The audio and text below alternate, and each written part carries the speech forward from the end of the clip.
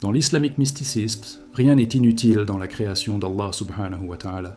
Chaque pierre, chaque goutte d'eau, chaque plante porte un secret que l'homme attentif peut découvrir. Le prophète Muhammad sallallahu alayhi wa sallam a mentionné certaines plantes bénies qui, bien que simples en apparence, portent une lumière qui attire les anges et éloigne les shaitans. Parmi elles, il en existe une que beaucoup ont oubliée, une plante discrète qui pousse facilement et dont la bénédiction dépasse ce que l'on imagine. Les Quranic Mysteries nous rappellent que la nature est un livre ouvert rempli de signes. Et cette plante, bien qu'oubliée, est un signe parmi les Prophecies and Signs, un rappel silencieux que les anges aiment les lieux où règne la pureté et où l'on se souvient des recommandations prophétiques. Les Hidden Truths enseignent que cette plante n'agit pas par magie, mais par la baraka qu'Allah y a placée. Les savants expliquent que les anges recherchent la propreté, les parfums purs et les environnements harmonieux. Cette plante, par son parfum ou par sa présence, crée un espace spirituel où ils descendent volontiers. Dans les Mysterious Events Explained Through Islam, des récits rapportent que les anciens plaçaient cette plante près de l'entrée de leur maison, et ils remarquaient une différence. Les tensions diminuaient, la paix augmentait, et même les animaux domestiques semblaient plus calmes. Ce sont là des signes subtils de la protection divine. Dans le Spiritual Awakening, ce type de détail prend une grande importance. Beaucoup de croyants cherchent des solutions spectaculaires à leurs problèmes, alors qu'Allah subhanahu wa ta'ala a placé des trésors dans les choses simples. Cette plante en est un exemple. Elle rappelle au cœur que la foi est faite de petits gestes, de détails qui, répétés, attirent une immense miséricorde. L'islamique philosophie enseigne que l'homme est influencé par son environnement. Or, un foyer où cette plante est présente, entretenue avec soin et accompagnée de dhikr, devient un lieu où les anges trouvent un refuge et où les shaitans ne peuvent pas rester. L'Occult Knowledge in Islam précise que les shaitans détestent les odeurs et les environnements liés à la pureté prophétique. C'est pourquoi l'usage de cette plante devient une arme subtile, une barrière invisible. Elle ne remplace pas la prière, la lecture du Coran ou le jeûne, mais elle agit comme un support qui renforce la protection déjà en place. Elle est un rappel visuel et olfactif que ton foyer est sous la lumière divine. Et plus ton cœur se souvient d'Allah, plus les anges s'approchent. Ainsi, cette plante oubliée nous enseigne une leçon de simplicité et de profondeur. Dans les Prophecies and Signs, chaque petit geste accompli pour suivre la sunna est compté auprès d'Allah comme un acte d'adoration. Placer cette plante chez soi, c'est donc répondre à une sagesse prophétique et ouvrir une porte aux anges. Dans le prochain point, nous verrons laquelle est cette plante, ce que les savants ont dit à son sujet, et comment elle agit concrètement dans nos foyers pour attirer la protection divine. Les anciens savants rapportent que le prophète Muhammad sallallahu alayhi wa sallam aimait certaines plantes pour leurs bienfaits visibles et invisibles. Parmi elles, le basilic parfumé, connu sous le nom de Rayhan, occupe une place particulière. Dans les Quranic Mysteries, il est évoqué comme un signe de miséricorde et de paix. Les anges aiment les foyers où son parfum se répand, car il symbolise la pureté et rappelle l'odeur du paradis. Ce n'est pas un hasard si le prophète en faisait l'éloge. Les Hidden Truths enseignent que ce parfum subtil chasse les influences lourdes, ouvre le cœur au dhikr et invite la sérénité. Ainsi, ce qui semble être une simple plante verte devient une clé spirituelle lorsqu'elle est placée avec intention dans la maison.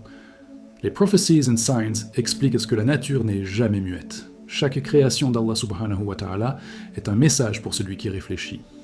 Le Rayyan rappelle que la foi doit être entretenue comme une plante. Si tu l'arroses, elle fleurit. Si tu la négliges, elle se fane.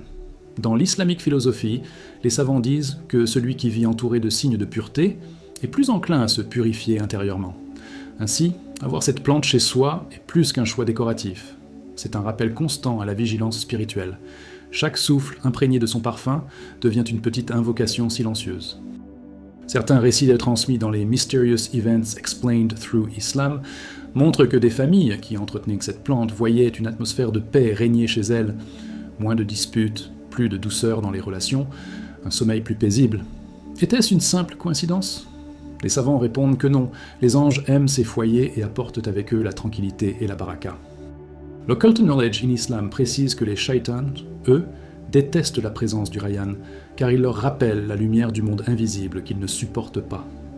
Le Spiritual Awakening que suscite cette plante est subtil, mais puissant. Chaque fois que tu la regardes, que tu la touches ou que tu respires son parfum, tu te rappelles qu'Allah a placé des trésors spirituels dans les choses simples. Beaucoup de croyants cherchent des solutions compliquées. alors qu'Allah a donné des moyens accessibles pour protéger le foyer. Le Rayyan en est un exemple clair. Une plante qui relie la terre et le ciel, qui purifie l'air et qui nourrit l'âme. C'est pourquoi les savants recommandent non seulement de la planter, mais aussi de l'entretenir avec soin et dhikr. Car une plante négligée perd sa force, mais une plante bénie, entretenue dans un foyer purifié, attire continuellement les anges. Dans le prochain point, nous verrons comment placer cette plante dans la maison et quels endroits stratégiques maximisent son pouvoir spirituel. Selon la sagesse prophétique et les traditions des pieux prédécesseurs, il ne suffit pas de posséder cette plante bénie, encore faut-il savoir où la placer pour qu'elle joue pleinement son rôle spirituel. Les savants expliquent que chaque lieu de la maison a une fonction invisible, et que certains endroits attirent davantage les bénédictions. Les Quranic Mysteries révèlent que les anges aiment les foyers où le décret est présent, et que l'entrée principale est la première barrière contre les shaitans. C'est pourquoi placer cette plante près de la porte est une pratique répandue chez les pieux prédécesseurs. Les visiteurs sont ainsi accueillis par un parfum pur, et les anges trouvent dans ce lieu un signe de lumière. Les Hidden Truths rappellent que la première impression d'un foyer n'est pas seulement pour les humains, mais aussi pour les créatures invisibles. Un autre endroit stratégique est la pièce de prière ou l'espace où l'on récite le Coran. L'islamique philosophie souligne que le cœur s'imprègne de l'environnement. Un lieu parfumé, ordonné et purifié favorise la concentration et la sincérité dans le dhikr.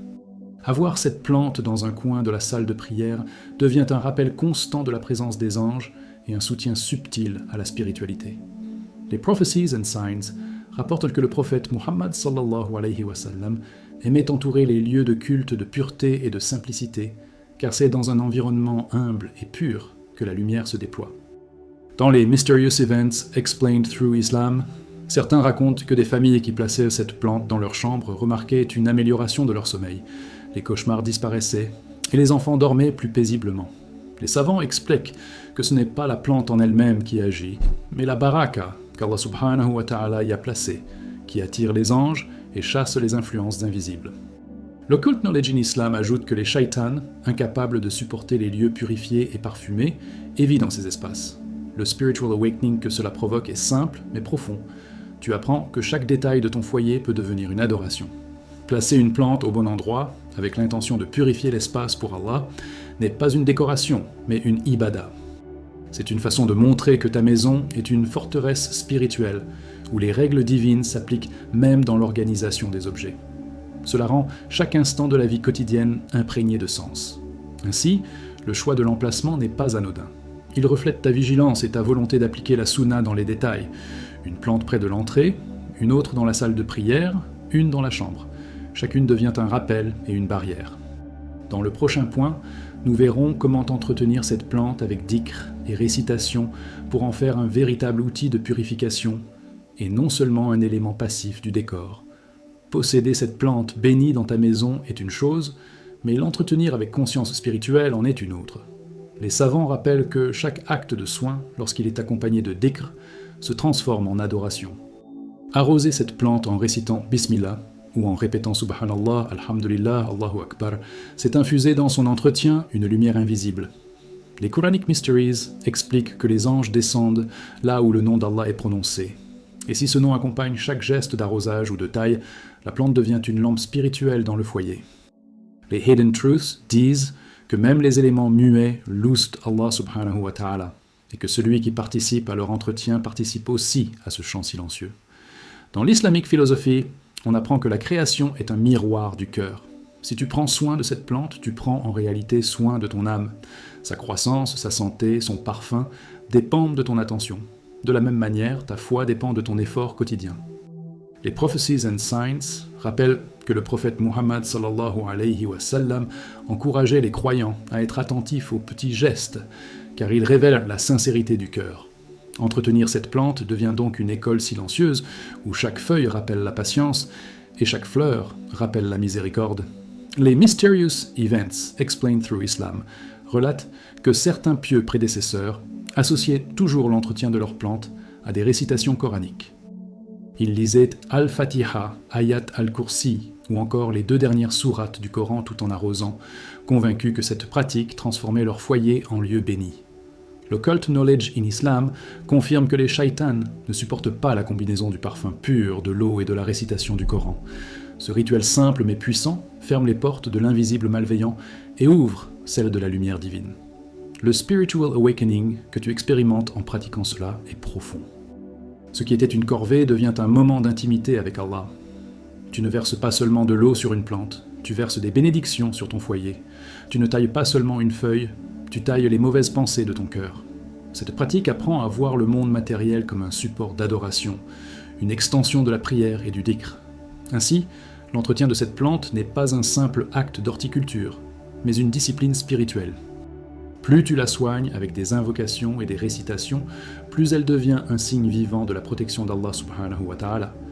Dans le prochain et dernier point, nous verrons comment transformer cette plante en symbole de continuité, en l'offrant, en la partageant et en faisant un héritage de baraka au sein de la communauté musulmane.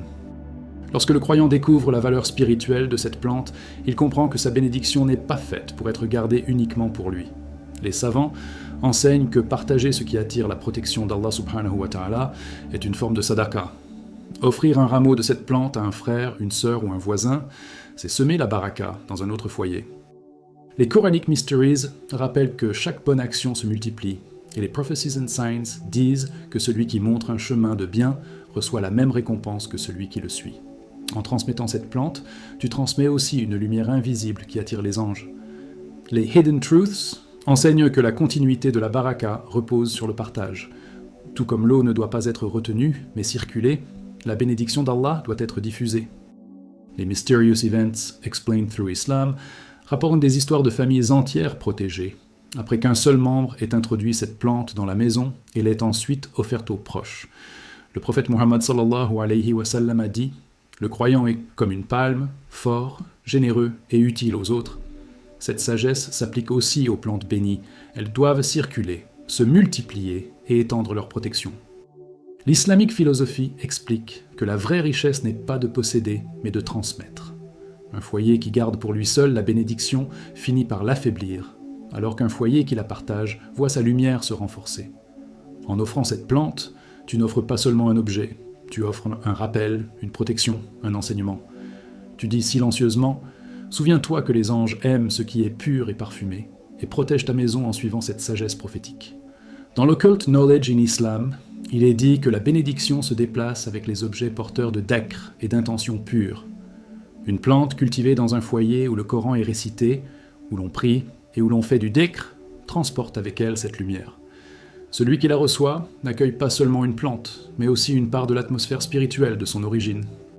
C'est pourquoi les pieux prédécesseurs prenaient soin d'offrir ce type de symboles à leurs enfants et à leurs élèves comme un legs spirituel. Ainsi, cette plante n'est pas qu'un ornement, elle devient un héritage. Elle enseigne la patience par sa croissance, la gratitude par son parfum et la générosité par sa transmission.